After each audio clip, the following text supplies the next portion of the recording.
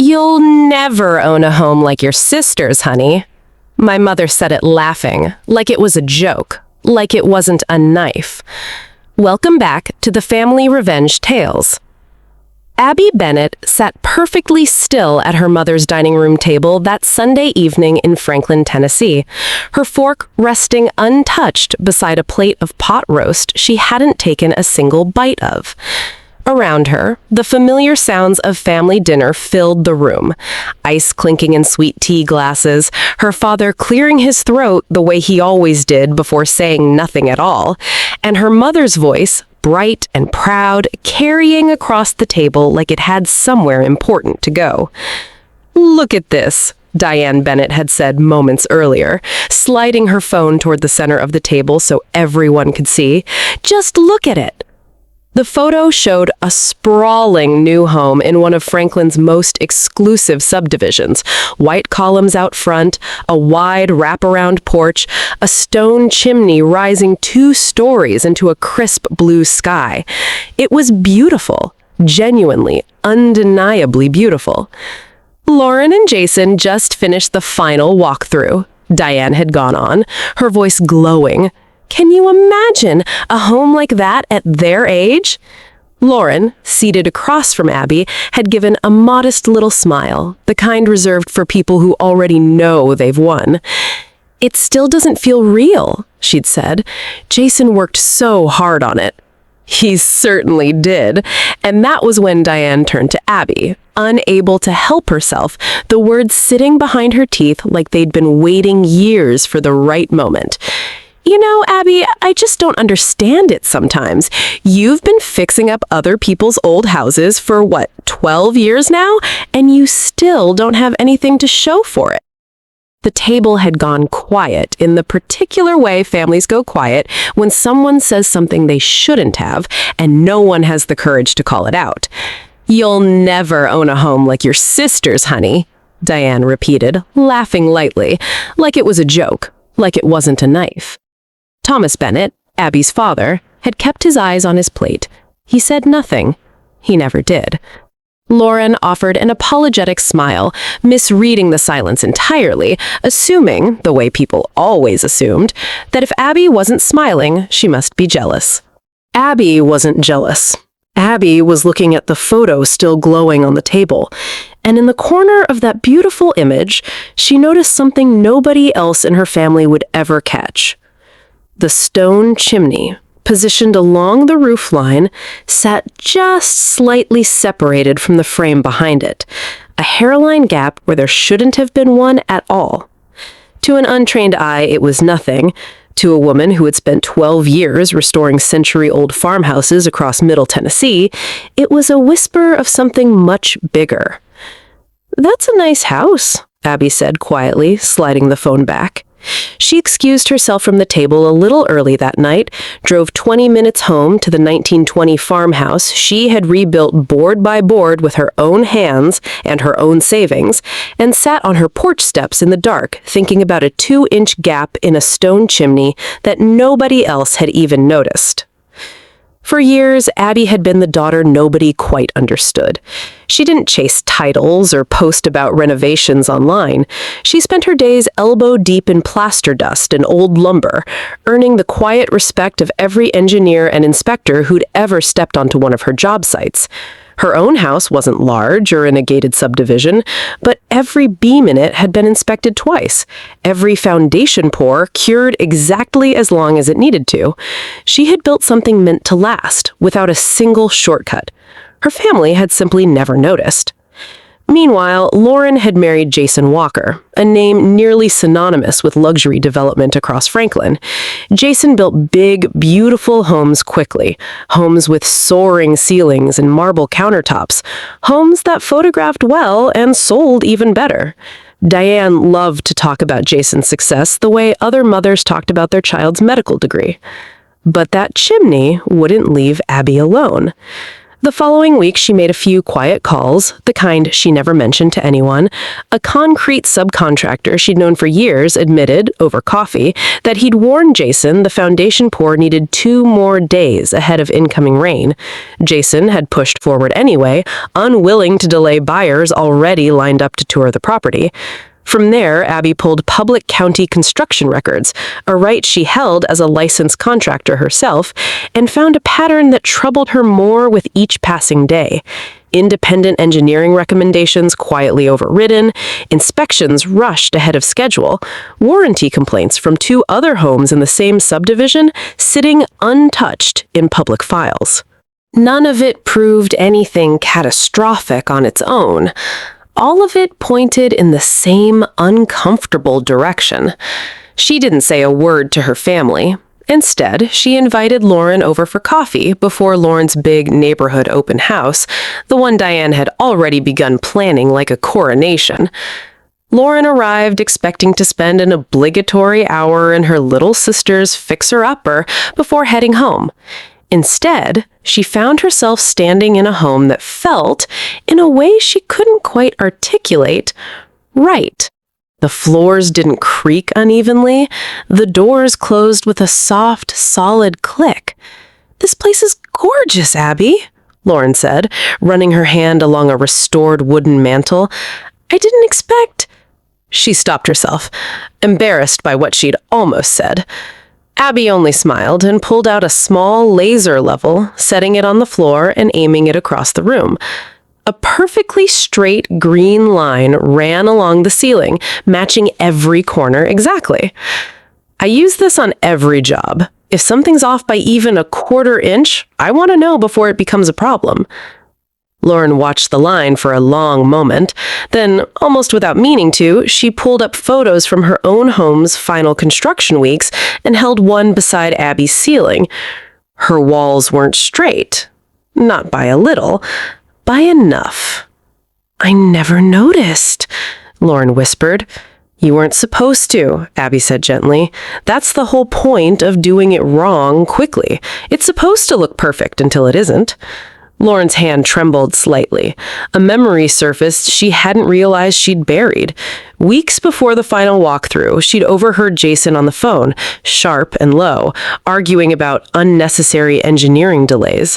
She had assumed it was ordinary stress. Now it felt like something else entirely. "Abby," she said quietly, "what did you find?" "I think you should ask Jason directly," Abby said, taking her sister's hand, "but you deserve to know the truth, whatever it is." Lauren left that afternoon shaken, calling her mother in tears from the driveway, unable yet to explain why. Abby's investigation soon uncovered something heavier. Reviewing loan documents that surfaced through a family friend at the bank, she learned her own father had quietly co-signed one of Jason's construction loans, nearly his entire retirement, after Jason promised extraordinary returns. Thomas showed up at her farmhouse 2 nights later, looking older than she'd ever seen him. "I always had a feeling something wasn't right," he admitted, sitting heavily at her kitchen table. "But your mother was so proud, I didn't want to be the one who ruined it." "Dad," Abby said softly, "silence doesn't make an unsafe house safe. It just delays the truth, and truth delayed always gets more expensive." "If you go public with this, we could lose everything," Thomas said, his voice breaking. "Lauren's marriage, my retirement, your mother's pride, God help her." Abby reached across the table and took his hand. "I'm not trying to destroy anyone, Dad. I filed an official safety complaint with the county last week, not to hurt Lauren, to protect her, to protect all of you." Thomas said nothing else. He simply nodded and left. The complaint had already been assigned to a respected county structural inspector named Sarah Collins, who, as Abby later learned, had been quietly investigating Jason's development company for months, following a string of eerily similar complaints from other homeowners in the subdivision. Abby's report simply gave her the final piece she needed to schedule an official inspection. That inspection happened to fall on the exact afternoon of Lauren's grand open house. Diane, of course, had turned the open house into something closer to a celebration. Neighbors, church friends, business partners, and local community leaders gathered beneath white string lights on the very porch with the very chimney that had started everything. "Isn't it just the nicest house in Franklin?" Diane said proudly to a cluster of guests, lemonade glass in hand. Abby arrived quietly, carrying nothing but a slim folder tucked beneath her arm. Lauren spotted it from across the yard, and something in her expression shifted from celebration to quiet dread. Jason, mid-speech about his company's next generation of Franklin luxury homes, barely noticed Abby approaching until she stood directly in front of him. "Jason," she said, calm and steady, carrying just enough for nearby guests to hear, "why were the engineers told to ignore the foundation recommendations on this house?" The porch went silent.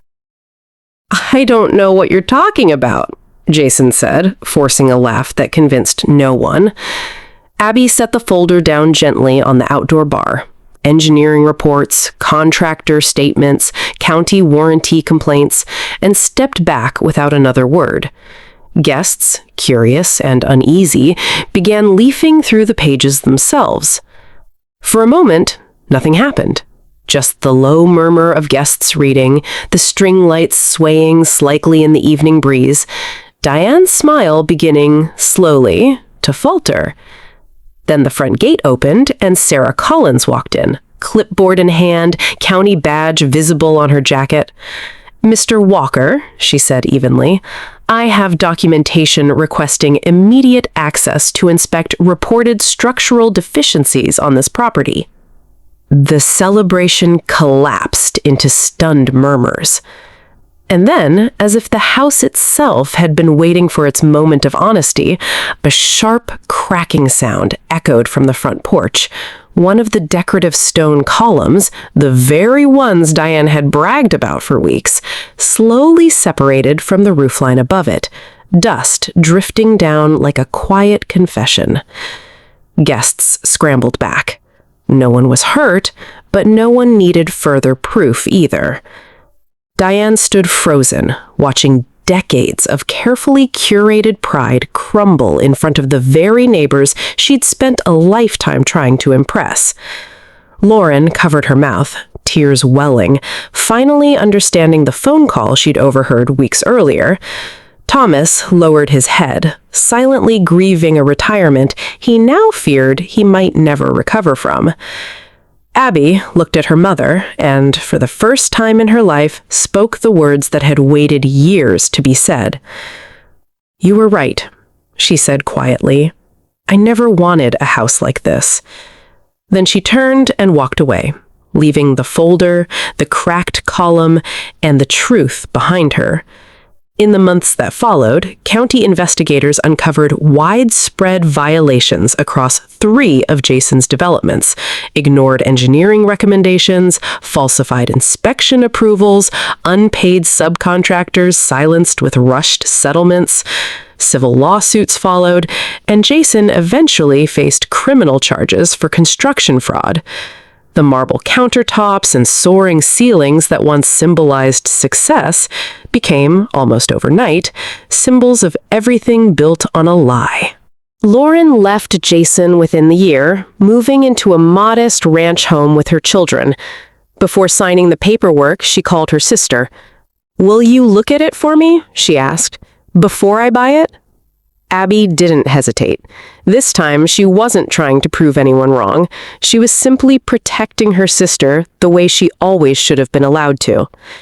Thomas, humbled by everything he'd nearly lost, began spending Sunday afternoons at Abby's farmhouse, slowly learning to see his daughter for who she truly was. Diane's transformation came quieter, without speeches or apologies.